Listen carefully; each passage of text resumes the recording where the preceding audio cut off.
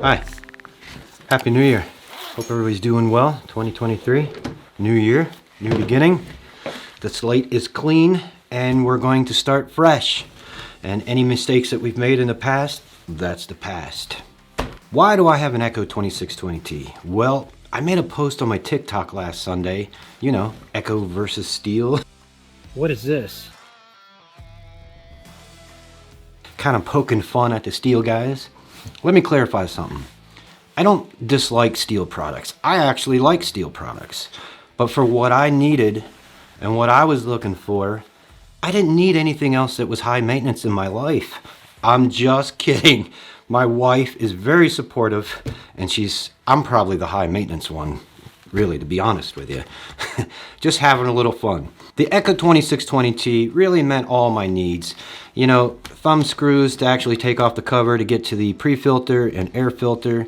Maybe once a year, because I know I forgot one machine one year. I didn't change out the spark plug or the fuel filter or even the air filter. I did grease the business end for sure. This trimmer has been excellent for me. And for me, I think it's right there in the middle of the 2620T. I like the 2620, but I went with the T, the 2-to-1 gear reduction, to help with some heavier brush in certain areas. I knew I had some jobs where I couldn't get to it every week. So the 2620T really performed very well. Now, with that being said, I want to clarify, I really enjoy equipment and tools and everything as long as they performed as they are advertised. Thousands of things we use every day are made with them. And what I mean by that, don't let me just use it once or twice and it breaks, then I will say I do not like it. But as far as Stihl versus Echo, I like them both. It's just I wanted something a little low maintenance. All right, this year in 2023, I'm making some huge changes within my business. It's only because I'm getting involved in some things behind the scenes that is not lawn care related, and I enjoy that more so. So with that being said, today I'd like to share a formula to help you figure out your hourly rate. And I'd like to mention that I'm not a CPA, I'm not a financial advisor, anything of the sort, okay? It's just something that I found online years ago that kind of helped me figure out my hourly rate and what I could be charging to make a profit and make a living doing the lawn care service. So with that being said, when I would get asked, Robert, what should I be charging? What's my hourly rate? I would ask you, well, how much money do you need to live? And they would say, I don't know, a lot. In this example, I'm going to pull some numbers, fictitious, hypothetical numbers out of the air just to plug in so we can kind of figure out what we should be making per hour. And this is just an example.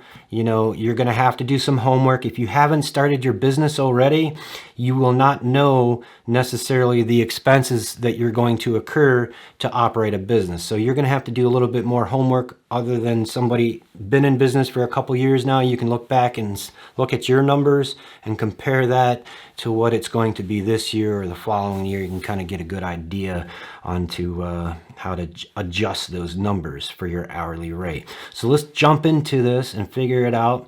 So the first thing is, how much money do you need to live on?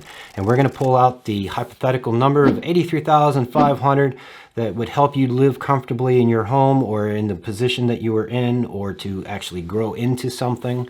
You need $83,500. Now you want to add that to the cost of doing business, i.e.